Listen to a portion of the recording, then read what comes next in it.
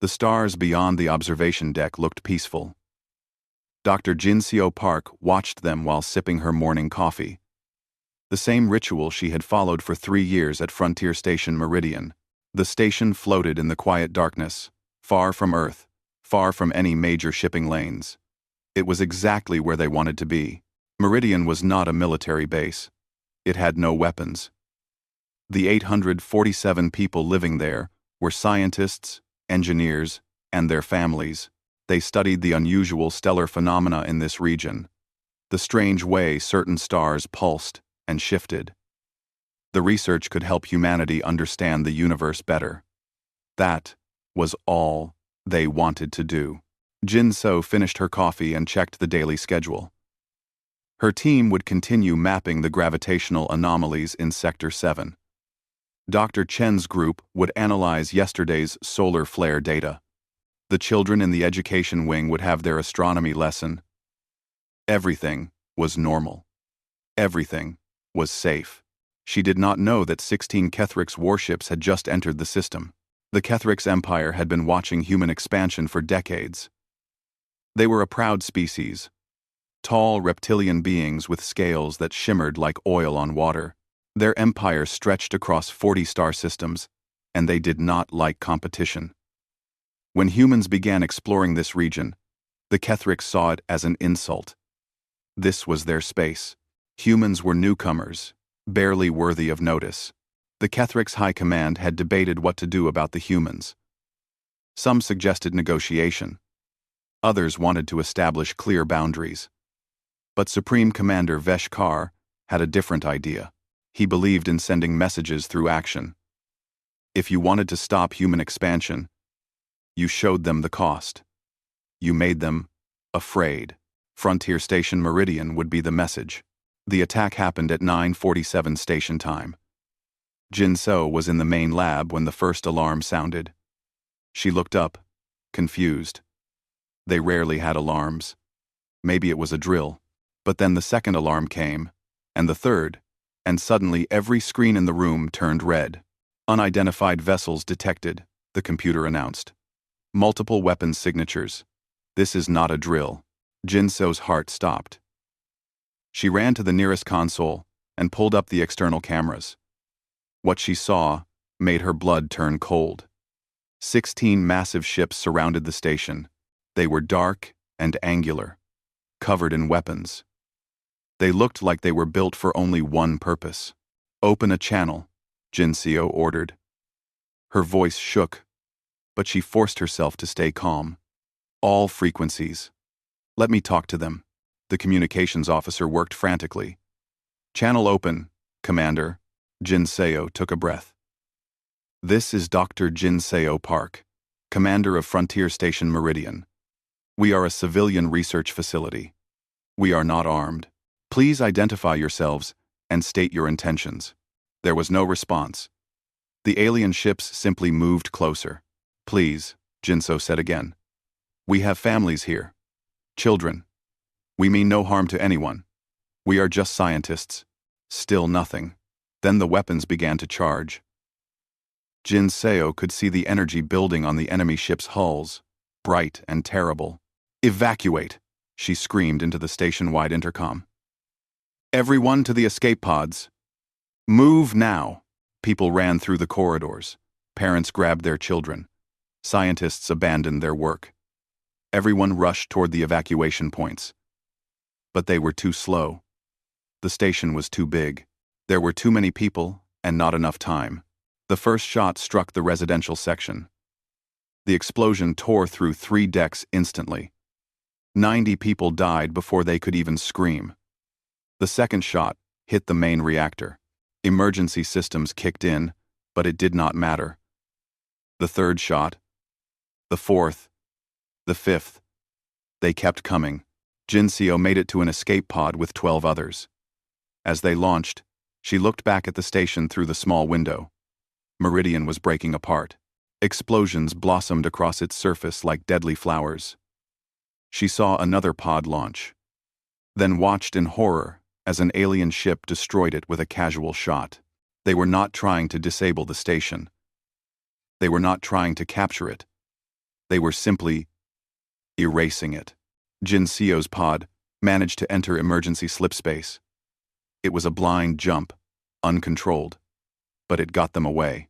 As they vanished into the quantum tunnel, the last thing the pod's sensors recorded was Frontier Station Meridian's final moment. The alien ships fired together, and the station simply ceased to exist. The automated distress beacon survived. It was a small device, built to withstand almost anything, designed to record and transmit if the worst ever happened. It captured everything: the alien ships, the attack, the methodical destruction, the futility of the evacuation. 847 people, reduced to scattered debris in less than 10 minutes. The beacon transmitted its data to the nearest human relay, then to the next, then to Earth. Within hours, every human government had seen the footage. Within a day, so had the Galactic Council. The council chambers filled with representatives from dozens of species. They watched the transmission in silence. Some were horrified. Others were calculating. The Valorians, always cautious, immediately began analyzing what this meant for galactic stability. The Tharn offered their sympathies. The Keegs worried about setting precedents. The Kethrik's ambassador stood and spoke without shame. The humans were warned to stay out of our space. They ignored the warning. Actions have consequences. Everyone expected the human ambassador to respond, to rage, to demand justice, to threaten retaliation. But Ambassador Choi Min-jun simply stood, bowed slightly to the council, and left without saying a single word. That was when Earth went silent. Every human diplomat returned home. Every human ship in alien ports departed. Every communication channel went dark. The thousands of human trade missions, cultural exchanges, and scientific collaborations simply stopped. It was as if humanity had withdrawn from the galaxy entirely. The Kethriks celebrated. Supreme Commander Veshkar gave a speech about strength and borders. His people cheered. They had shown the humans their place. Now the newcomers would know to fear the Kethriks' empire. But some species were not celebrating. The Valorians had been watching humanity for years. They knew humans better than most. And they noticed something that worried them deeply. Earth was quiet, yes. But human military shipyards were not. Energy signatures suggested massive activity. Hundreds of vessels were moving, but not in patterns that made sense. They were disappearing from sensors, one by one, as if someone was carefully hiding an enormous fleet. Zeke 7, a Valorian intelligence analyst, sent an urgent report to his superiors. The humans are not retreating. They are preparing. We need to warn the Kethriks. But the Kethriks were too busy celebrating to listen to warnings. They had sent their message. They had won their victory. They did not understand that humanity was about to send a reply. 3 days after the massacre at Meridian, the Kethriks' empire held a victory parade on their capital world. Supreme Commander Veshkar stood on a platform overlooking thousands of cheering citizens. Banners waved. Drums thundered. The message was clear. The Kethriks were strong, and anyone who challenged them would be destroyed. We have shown the galaxy our power, Veshkar declared. His voice boomed across the plaza. The humans thought they could expand into our territory. We have taught them otherwise. Let this be a lesson to all who would test the Kethriks' empire. The crowd roared its approval. Military commanders stood proud. Politicians congratulated themselves. No one seemed worried about human retaliation. Why would they be? Humans were merchants and scientists. They built trading posts and research stations. They did not build weapons. They did not have the stomach for real war. At least, that was what everyone believed. Across the galaxy, other species watched and waited. The Galactic Council had reconvened twice to discuss the situation. But without human participation, there was little they could do. Some species suggested sanctions against the Kethriks. Others argued that territorial disputes were not the Council's business. Nothing was decided. Nothing was done. But intelligence services were working overtime. Zix-7 sat in his small office on the Valorian monitoring station, staring at his screens with growing alarm. The Valorians were not warriors. They were observers, analysts, traders of information. They had eyes and ears throughout the galaxy. And right now, those eyes were seeing something very strange. Human naval vessels were disappearing, not destroyed, not captured, simply vanishing from every tracking system the Valorians had. A destroyer would be recorded at Mars' orbital dock one day, then gone the next, with no departure logged. A carrier group would leave Jupiter, enter what should be normal space, and never arrive at its destination. No debris, no distress calls, just gone. Zix-7 pulled up his latest data. In the past 72 hours, 137 human military ships had vanished from sensors. That was not normal movement. That was not coincidence. Someone was hiding a fleet, and they were doing it very well. He contacted his supervisor immediately. We need to issue a warning to the Kethrix. The humans are mobilizing. His supervisor, an older Valorian named Tix-9, studied the data carefully. Are you certain? Could these ships simply be using new stealth technology? That is exactly what worries me, Zix-7 replied. If humans have developed stealth capabilities this advanced, what else have they been hiding? Tix-9 considered this. The Valorians prided themselves on knowing everyone's capabilities. They sold that information to the highest bidder. But if humans had been concealing their true military strength, it meant Valorian intelligence had failed. It also meant the galaxy's understanding of the power balance was completely wrong. Send the warning, Tix-9 decided. Mark it urgent. The Kethrix need to know. The message reached Kethrix High Command within hours. It was delivered to Supreme Commander Veshkar personally. He read it, laughed, and deleted it. The Valorians are trying to create panic, he told his advisors. They want us to pay for protection information. It is a scam. The humans are hiding in fear. Nothing more. One of his junior officers, a young commander named Shkara, spoke up hesitantly. Supreme Commander, what if they are right? What if the humans are planning something? Veshkar's eyes narrowed. Are you questioning my judgment? No, sir. I only suggest. Perhaps we should increase patrols. Strengthen our defenses. Just as a precaution. Our defenses are already the strongest in the galaxy, Veshkar said coldly. We have nothing to fear from humans. Dismissed. Veshkar 7. 11. 11. Veshkar 7. 11. 11. 111. Kara left the meeting with a bad feeling in his stomach. Something about this situation felt wrong. The humans had been present in galactic affairs for decades. They traded, negotiated, and cooperated with everyone. Then one attack, and they all vanished? That did not seem like fear. That seemed like preparation. He was not the only one thinking this way. On Earth, in the deepest levels of the United Defense Command Center, Admiral Lee Hyun-woo stood before a massive holographic display. It showed the position of every human military vessel in known space. Or rather, it showed where those vessels had been. Right now, they were somewhere else entirely, hidden in the quantum shadows between normal space and slip space, impossible to detect. Final count? Admiral Lee asked. 312 vessels, sir, replied Captain Sarah Chen. Every deep strike ship we have. The entire Alpha Fleet. 2/3 of Beta Fleet. And the experimental units from Titan shipyards. Time to target? 14 days at current speed. We will arrive in the Kethrix home system exactly 3 weeks after the Meridian attack. Admiral Lee nodded slowly. His face showed no emotion. But inside, he felt the cold weight of what they were about to do. He had seen the footage from Meridian. He had read Dr. Jin Seo Park's final logs, recovered from her escape pod. He knew exactly what had happened to those 847 people. "Any word from the survivors?" he asked quietly.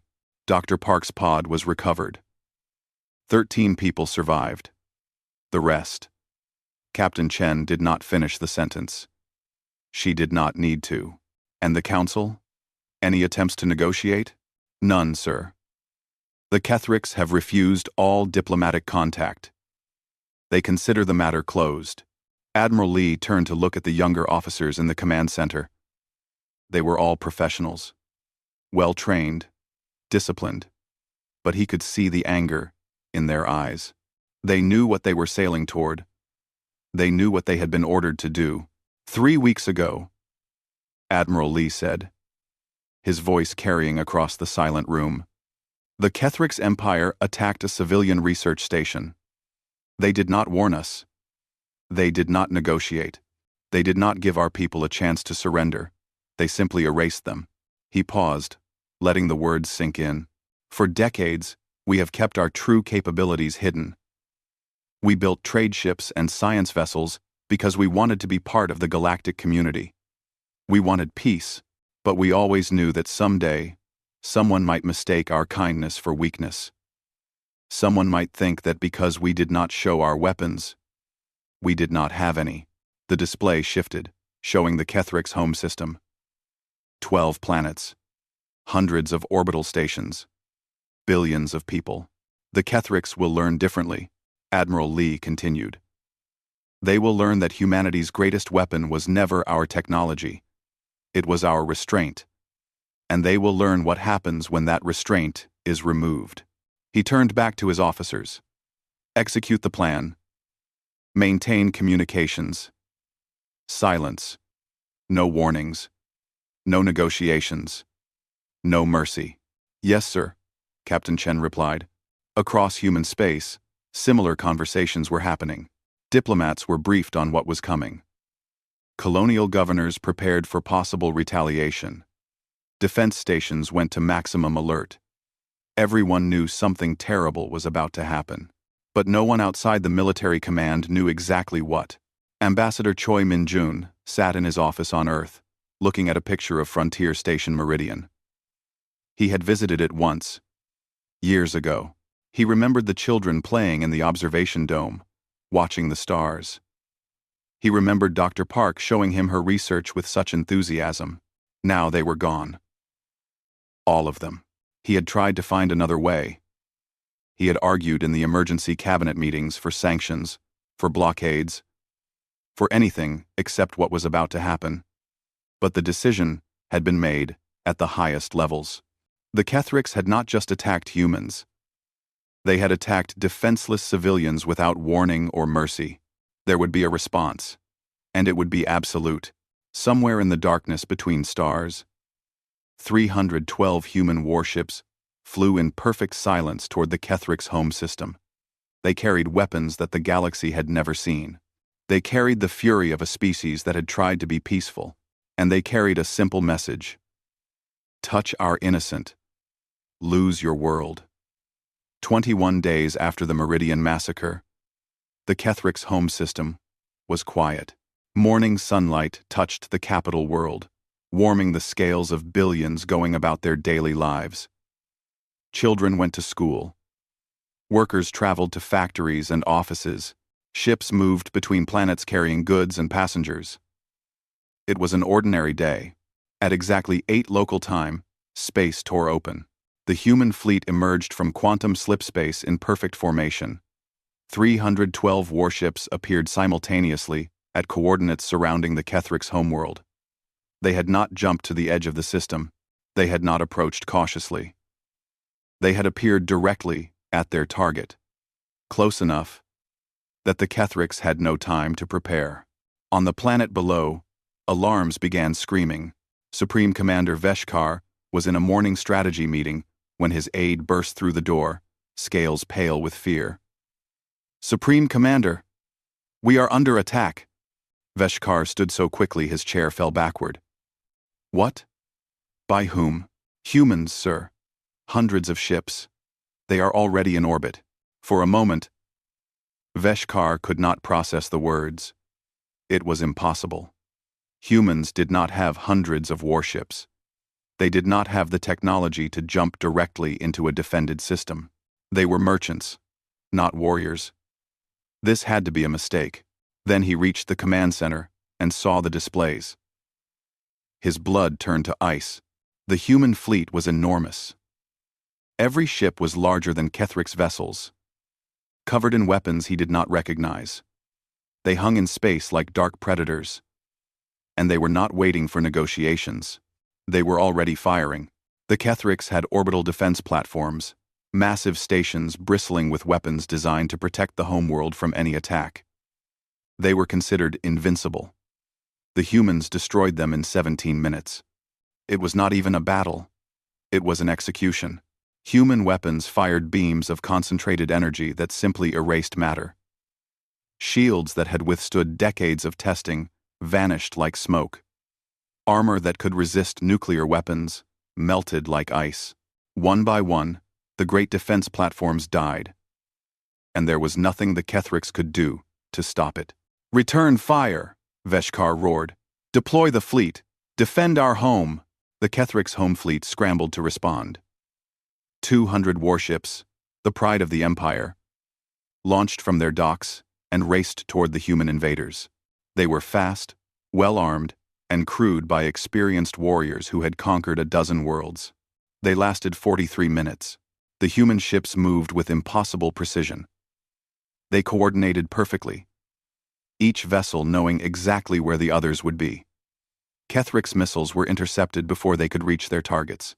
Kethric's energy weapons splashed harmlessly against human shields, and human return fire was devastating. Commander Shkera commanded one of the Kethric's destroyers. He had tried to warn them. He had said something was wrong. Now he watched his people die and knew this was his last battle. "Target the lead human vessel," he ordered his weapons officer. Full power. They fired everything they had. Their strongest missiles, their most powerful energy cannons. Everything. The human ship's shields flickered for a moment, then held. The return fire turned Shikara's destroyer into expanding gas. His last thought was that they had made a terrible mistake. The Kethric's home fleet was destroyed. Every ship, every station, every defensive satellite. The humans swept through the system methodically, removing any military presence with clinical efficiency. And then they broadcast a message. Admiral Lee Hyun-woo's face appeared on every screen in the Kethric's home system. He spoke in clear, simple language that the translation systems easily handled. "I am Admiral Lee Hyun-woo of the United Earth Defense Force. 21 days ago, your military attacked and destroyed Frontier Station Meridian. 847 human civilians died. Scientists, engineers, families, children. They were not soldiers. They were not a threat. They were simply people trying to understand the universe." He paused. His face showed no anger, no rage, only cold determination. "You gave them no warning. You gave them no chance to surrender. You simply erased them. Today, we return the favor. This is for Meridian. There will be no mercy." The bombardment began. Human ships moved into firing positions over every major city, every military base, every industrial center on the Kethric's homeworld. What came next was not random destruction. It was surgical devastation. Military installations were the first to go. Every army base, every weapons factory, every command center was hit with precision strikes that left nothing but craters. Then came the industrial targets, power plants, manufacturing complexes, shipyards, research facilities. The humans destroyed the Kethric's empire's ability to make war. Veshkar watched his civilization being dismantled piece by piece. "Target their command ship," he screamed at his remaining officers. "Hit them with everything we have left." "Sir, we have nothing left," an aide said quietly. "All weapons platforms are destroyed. The fleet is gone. We cannot fight back." "Then evacuate the cities. Get people underground." "We are trying, sir." But they are targeting our transportation networks, roads, rail lines, landing pads. People cannot move fast enough. Veshkar felt true terror for the first time in his life. The humans were not just attacking military targets. They were crippling the entire infrastructure of Kethrik's civilization, and they were doing it with such precision that he knew this had been planned long before Meridian. The humans had always had these weapons. They had simply never shown them. The bombardment continued for hours. Human ships rotated positions, ensuring continuous fire. They used weapons that ranged from conventional explosives to energy beams to devices that seemed to manipulate gravity itself. The variety suggested they were field testing their entire arsenal. Cities were not destroyed, but everything around them was. Power stations, water treatment plants, communication towers. Hospitals remained untouched, but the roads leading to them were shattered. Schools were spared, but the Education Ministry building was rubble. The message was clear. The Kethrik's people would live, but their civilization would not. As the second day of bombardment began, a junior Kethrik's officer approached Veshkar. "Supreme Commander, we should surrender. Send a message. Stop this." Veshkar wanted to refuse. Pride demanded it. But looking at the displays, seeing his world burning, he knew there was no choice. He activated the emergency transmission system. "Human fleet, this is Supreme Commander Veshkar. We surrender. Please, stop the attack. We surrender." There was no response. The bombardment continued. "Please." Veshkar tried again. "We made a mistake. We will accept any terms. Just stop." Admiral Lee's face appeared on the screen again. "You did not let the people of Meridian surrender, Supreme Commander. You simply killed them. Consider this your lesson in proportional response." The transmission ended. The bombardment continued. For 3 full days, the human fleet systematically destroyed every military and industrial target on the Kethrik's homeworld and its colonial planets. Billions of Kethriks survived, but their empire was gone. Their fleet was destroyed. Their factories were rubble. Their government buildings were craters. The humans had reduced one of the galaxy's major powers to a pre-industrial state. On the 4th day, the human ships began to withdraw. They left no occupation force. They did not demand tribute. They simply destroyed what they came to destroy, and left. As the last human vessel prepared to enter slipspace, Admiral Lee broadcast one final message to the Kethriks and to every species monitoring the situation. Let it be known across the galaxy. Humanity seeks peace. We build, we trade, we cooperate, but we are not weak, we are not helpless, and we will not allow our innocent to be slaughtered without consequence. To any who would test us, we have shown you the price. Choose wisely. The human fleet vanished into quantum space, leaving the Kethrik's home system in ruins.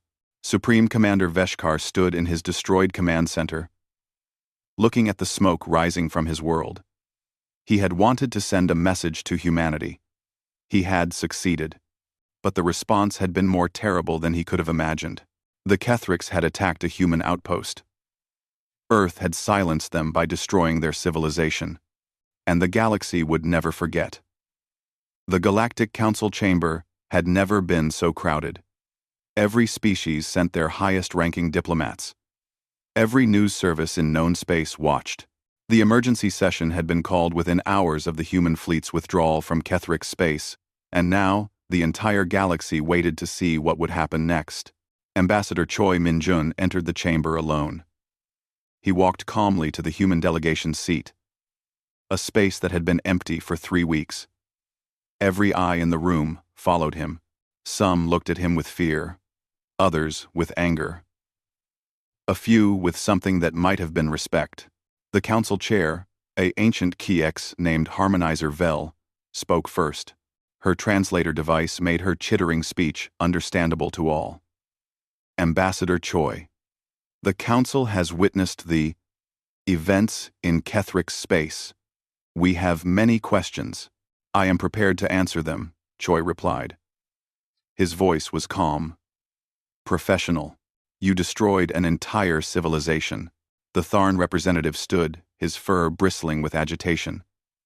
The Kethric's homeworld is in ruins. Billions suffer. This is not justice. This is genocide. No one is dead. Choi said simply. The Kethric's people live. Their cities stand. We targeted their military and industrial infrastructure exclusively. Compare that to Meridian, where the Kethric's targeted civilians exclusively. You bombed them for 3 days. They killed 847 of our people in 10 minutes, Choi replied. They attacked a research station. There were children there. Scientists. People who meant no harm to anyone. The Kethric's showed them no mercy, gave them no warning, allowed them no surrender. We showed the Kethric's all 3. Their people survived. Ours did not. A Valorian diplomat spoke up. Ambassador, our intelligence services had no indication that humanity possessed such military capabilities. You have hidden your true strength for decades. Why? 8. Choi turned to face the Valorian delegation. Would you trust a species that immediately showed you all their weapons? Or would you trust one that came in peace and kept their defenses private? We wanted to be part of the galactic community. We wanted trade, cooperation, friendship. We did not want to be feared. And now? Harmonizer Vel asked. Now the galaxy knows the truth, Choi said. We can build, and we can destroy. We prefer to build. But we will destroy anyone who murders our civilians. The Kethric's ambassador, a scarred veteran named Krixtar, who had survived the bombardment, stood with difficulty. His voice shook with emotion. You have crippled my people for generations. We have no fleet, no factories, no way to rebuild. You have condemned us to poverty and suffering. You still have your lives, Choi said, looking directly at Krixtar. You still have your families. You still have your children. The people of Meridian have none of those things. You took everything from them. We left you with the opportunity to rebuild. That is more mercy than you showed us. This is not how civilized species behave, the Tharn representative insisted. There are laws, protocols. You should have brought your grievance to this council. Would the council have done anything? Choi asked quietly. The question hung in the air. Would you have sanctioned the Kethric's? Would you have demanded reparations? Would you have even condemned the attack? No one answered. They all knew the truth. The council talked. It debated. It issued statements. But it rarely acted. The Kethric's would have received a formal criticism at most, and that would have been the end of it. We learned long ago not to rely on others for our security, Choi continued. Earth's history is full of examples where words failed and action was required. We hoped the galaxy would be different. We hoped that civilization meant something. But the Kethric's taught us otherwise. The 70'd, end quote. So this is your policy now? A small voice asked. It was a Prixian diplomat, a species known for their pacifism. Violence for violence? Destruction for destruction? Choi shook his head. No. This is our policy. Leave our civilians alone. Attack our military if you must. Challenge us in markets, in negotiations, in any peaceful forum. But touch our innocent, our families, our children, and you will face consequences so severe that your species will remember them for generations. He activated a holographic display. 2 images appeared side by side.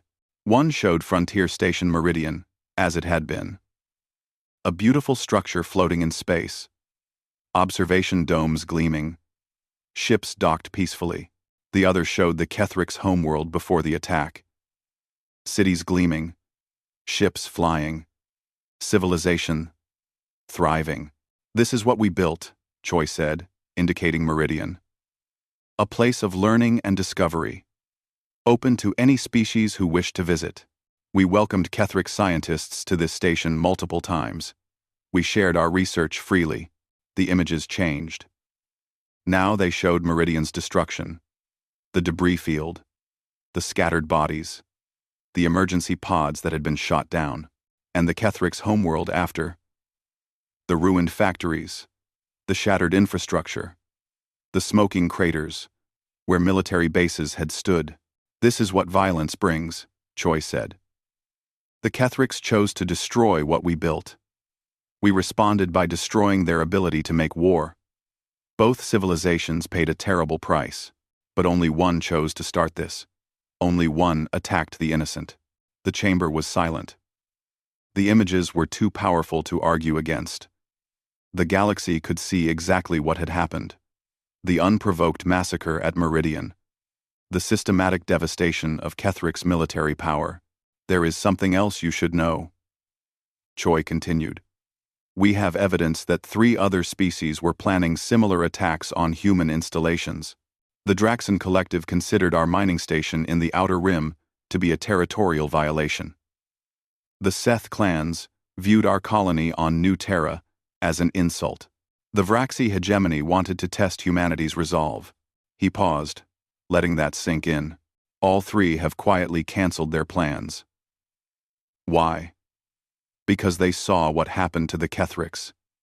They learned that humanity's restraint should not be mistaken for weakness. They learned that we are willing to accept many things, but not the murder of our people. Harmonizer Vel clicked her mandibles thoughtfully. We have used consequences to prevent war, Choi corrected. Fear fades, but memory lasts. Every species in this chamber will remember what happened to the Kethrics. And when future governments consider attacking human civilians, they will remember. And what if someone attacks you anyway? The Tharn representative asked. What if a species decides your response was too extreme and seeks revenge? Then they will join the Kethrics in learning what proportional devastation means, Choi said. His voice was not threatening. It was simply factual. We did not want this. We did not want to be the species that others fear. But we will be the species that protects its people, whatever the cost. And ever. This will change everything, a Zalorian diplomat said quietly. The power balance of the entire galaxy shifts today. Humanity is now one of the major military powers. Humanity was always a major military power, Choi replied. We simply chose not to advertise it. We built science ships instead of warships. We established trade routes instead of military bases. We invested in research instead of weapons development. But we always had the ability to defend ourselves. The Kethrics forced us to prove it. Krixtar, the Kethrics' ambassador, spoke again. His voice was bitter, but defeated. What happens to my people now? You have destroyed our future. How do we survive? Choi looked at him for a long moment. The same way humanity survived every time our civilizations destroyed themselves. You rebuild. You remember. You teach your children what happens when you choose violence over diplomacy.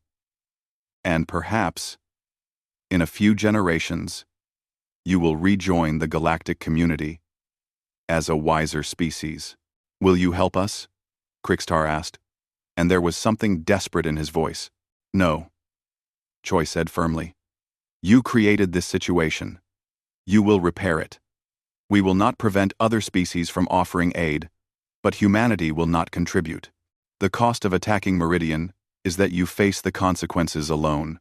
Harmonizer Vel raised her voice to address the entire chamber. The Council must now decide how to respond to these events. Humanity has acted outside Council authority. The precedent this sets is dangerous. Round. The precedent the Kethric set was more dangerous, Choi replied. They established that civilian installations could be attacked without warning or consequence. We have established that such actions will be answered with overwhelming force. I would argue that our precedent makes the galaxy safer. The debate continued for hours. Some species called for sanctions against humanity. Others argued that the humans had every right to defend themselves. A few quietly began reaching out to human diplomats about mutual defense treaties. Not because they feared human aggression, but because they feared their neighbors and wanted human protection. In the end, the Council issued a formal statement expressing concern about the level of destruction, but acknowledging humanity's right to respond to aggression. It was a meaningless compromise that changed nothing. Everyone knew the real decision had already been made in the ruins of the Kethrix homeworld. As Choi prepared to leave the chamber, Zeeks 7, the Valorian analyst who had tried to warn the Kethrix, approached him quietly. "Ambassador, a question if I may. Did you always plan to respond this way? Was this always your doctrine?" Choi considered the question carefully. "We hoped we would never have to. We built our hidden fleet as insurance, the same way you keep locks on your doors. You hope never to need them. But you prepare anyway." The Kethrix could have negotiated. They could have established borders peacefully. They chose violence instead, and if they had destroyed a human military base instead of a research station, then our response would have been proportional to a military target. A battle. A conflict. Not what you saw. We distinguish between attacking our soldiers and attacking our children. Zeeks 7. The Kethrix made the wrong choice. Choi left the council chamber. Behind him, the galaxy tried to process what had just happened. The age of humanity hiding its strength was over. A new age had begun. One where every species knew that humans could be peaceful neighbors or devastating enemies.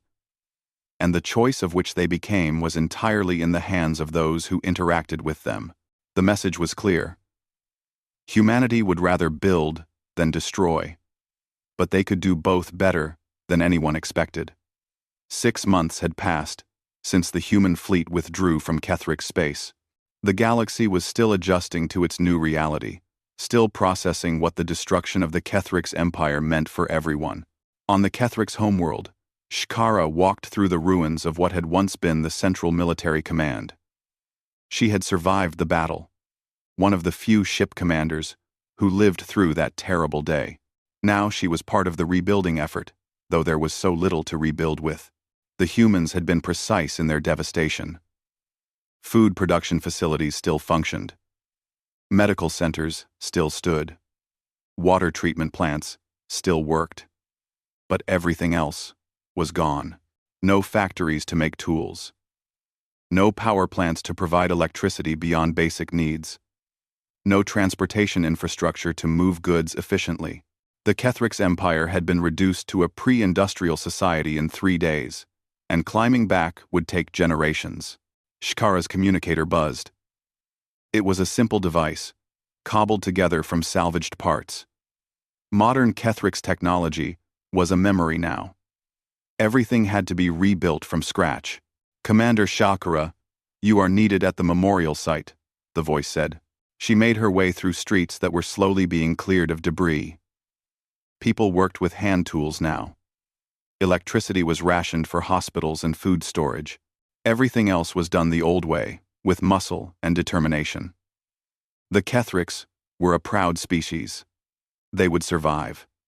But the humiliation of what they had become would never fade.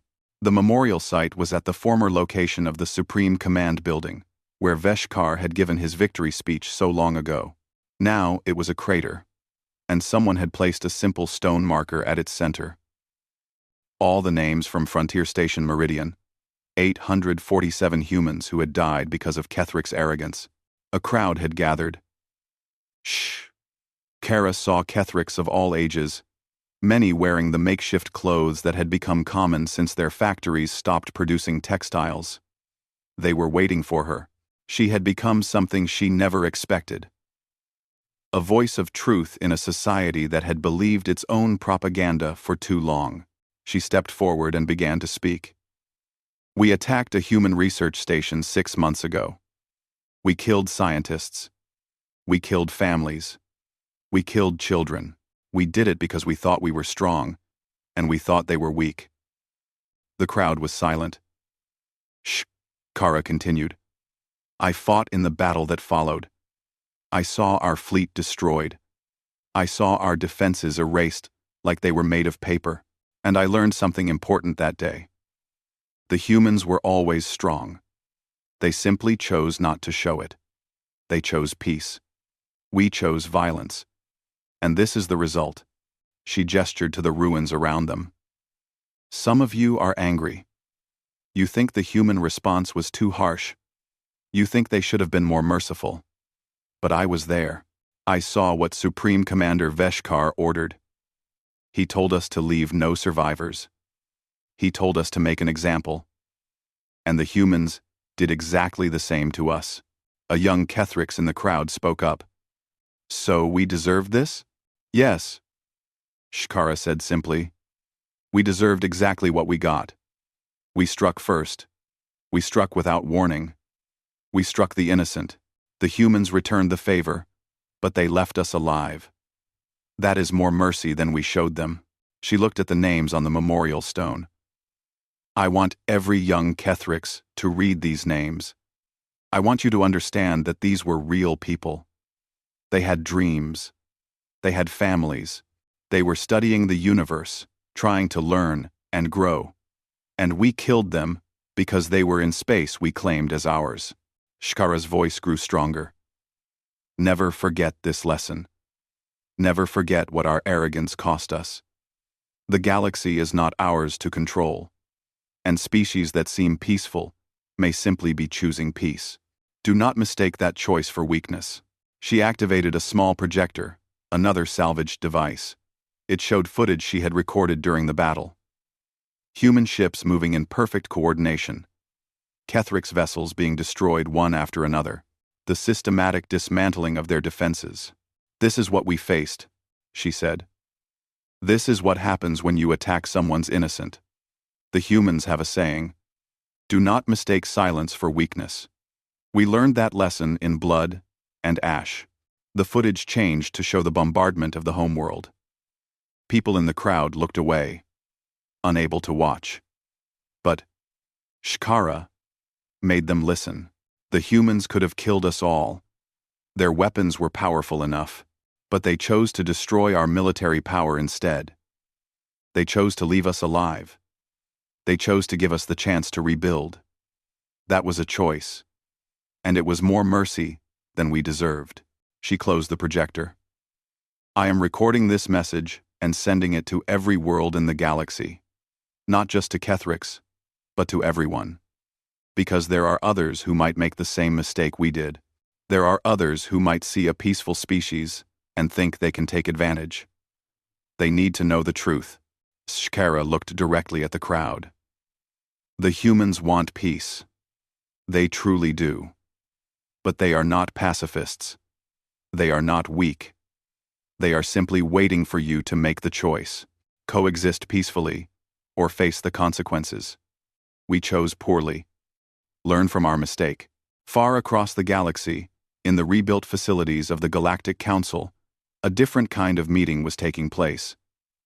Ambassador Choi sat across from representatives of 6 different species. They had requested this meeting privately, away from the public sessions. Ambassador, the Zalorian representative began, our species would like to discuss a mutual defense agreement with humanity. We are not interested in alliances, Choi replied. We have made that clear. Not an alliance, the Valorian diplomat Zix-7 clarified. A simple agreement. If we are attacked, we would like the option to request human assistance. In exchange, we would offer the same to human installations. Choi studied them carefully. You are afraid of your neighbors, not of humans. After seeing what happened to the Kethrix, yes, Zix-7 admitted. We are not a military power. We rely on information and diplomacy. But some species respect only strength. Having humanity as a potential protector would give us security. You want us to be the galaxy's police force, Choi said. We want you to be a deterrent, the Zalorian said. Your very existence prevents conflicts now. Species that might have fought over territory are negotiating instead. Pirates who once raided freely are finding legitimate work. The galaxy is more peaceful now than it was before Meridian. And it is because everyone knows that attacking the innocent brings human consequences. Choi considered this. It was true. Human intelligence had reported a significant decrease in military conflicts across the galaxy. Species were negotiating instead of fighting. Border disputes were being resolved through diplomacy. And the reason was simple. No one wanted to be the next Kethrix. "We will consider your proposal," Choi said. "But understand this. We will not fight your wars for you. We will not conquer territory in your name. We will only respond if civilians are attacked without cause. Our doctrine remains unchanged. That is all we ask," Zik-7 said. "The knowledge that attacking defenseless people brings consequences. That is what keeps the peace." After the meeting, Choi returned to his office and reviewed the latest reports from Earth. The rebuilding of Frontier Station Meridian had begun. It would be called Meridian Memorial Station, a research facility like before, but this time with a permanent military presence. Admiral Lee had personally overseen the design. The station would be larger than before, with better facilities for research. But it would also be protected by a fleet of warships on rotating patrol. Never again would human scientists be left defenseless. The first families were already volunteering to move there. Scientists who wanted to continue the work that Dr. Jin-So Park and her team had started. Engineers who wanted to build something beautiful in the place where something terrible had happened. They understood the risk. But they also understood the importance of the message. Humanity would not be driven from the stars by fear. Choi pulled up a personal message that had come through earlier that day. It was from one of the Meridian survivors. A young engineer named Kim Yoo-jin, who had been in Dr. Park's escape pod. "Ambassador," the message read. "I know there are debates about whether our response to the Kethrix was right. Some people say we went too far. Some say we should have done more. I just wanted you to know that those of us who survived, who watched our friends and families die, we understand what you did. You made sure their deaths would not be meaningless. You made sure no one would dare do that again. Thank you." Choi closed the message. The debates would continue. Philosophers would argue about proportionality and justice for decades. Historians would analyze the decision from every angle. But for the people who had lived through it, who had lost everything, the response had been necessary. On Earth, in a small ceremony attended only by military officials and family members, a new ship was being commissioned. It was the largest vessel in the human fleet, a carrier that could project power across vast distances. They named it the USS Meridian. Admiral Lee spoke at the ceremony. "This ship represents a promise. We will seek peace wherever possible. We will negotiate, trade, and cooperate with all species who approach us in good faith. But we will never again allow our innocent to be slaughtered without consequence. The Meridian and her sister ships are our guarantee that Frontier Station Meridian will be the last time humanity fails to protect its people." The fleet was growing. New ships were being commissioned monthly now. Not because humanity wanted to conquer, but because they had learned a harsh lesson. In a galaxy where violence could happen without warning, preparation was the only defense. 3 days later, a new human science station opened in the Valorian sector. It was a joint operation, with Valorian, Kethrix, and other alien scientists working alongside humans. The station studied quantum mechanics and stellar evolution. The same kind of peaceful research that Meridian had conducted. But this time, 6 human destroyers maintained constant patrol around the station. Their presence was not hostile. They did not challenge visitors. They simply existed. A quiet reminder of what would happen if anyone attacked. Shkara was one of the Kethrix scientists invited to the station. She accepted immediately.